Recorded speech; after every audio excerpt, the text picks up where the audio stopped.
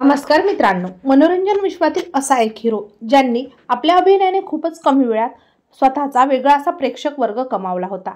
मात्र त्याचा शेवट हा अत्यंत दुर्दैवी झाला. पाहूया संपूर्ण बातमी. तत्पूर्वी आपण जर तारांगण या यूट्यूब चॅनलला सबस्क्राईब केलं नसेल तर नक्की सबस्क्राईब करा. 90चा काळ गाजवणारी लोकप्रिय मालिका म्हणजे श्रीमान श्रीमती. या मालिकेने छोटा पडदा चांगलाच गाजवला.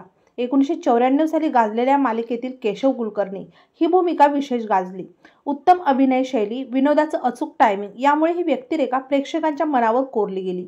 परंतु ही भूमिका साकारणाऱ्या अभिनेत्याचं फारच कमी वयात निधन झालं. आजही ते त्यांच्या भूमिकेच्या माध्यमातून प्रेक्षकांच्या मनामध्ये जिवंत आहेत. श्रीमान श्रीमती या मालिकेत जतीन कनकिया यांनी केशव कुलकर्णी ही भूमिका साकारली होती. दूरदर्शनवरील त्यांची ही पहिलीच मालिका होती.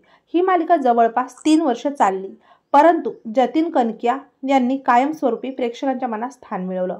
दिलखुलास व्यक्तिमत्व असलेल्या जतीन यांनी 1997 ते 1999 या काळात काही गाजलेल्या सिनेमांमध्ये काम केलं. त्यात विश्वविधाता, खूबसूरत, हम साथ साथ है आणि त्रिशक्ती हे त्यांचे सिनेमा प्रचंड गाजले. त्यानंतर ते एस बॉस या कॉमेडी शोमध्येही झळकले. प्रेक्षकांना हसवणाऱ्या या अभिनेत्याने अखेर या जगाचा निरोप घेतला. त्यांचं निधन कर्करोगामुळे झालं. जतीन यांचा वरचेवर पोटदुखीचा त्रास वाढायचा. नंतर हा त्रास प्रचंड वाढू लागला.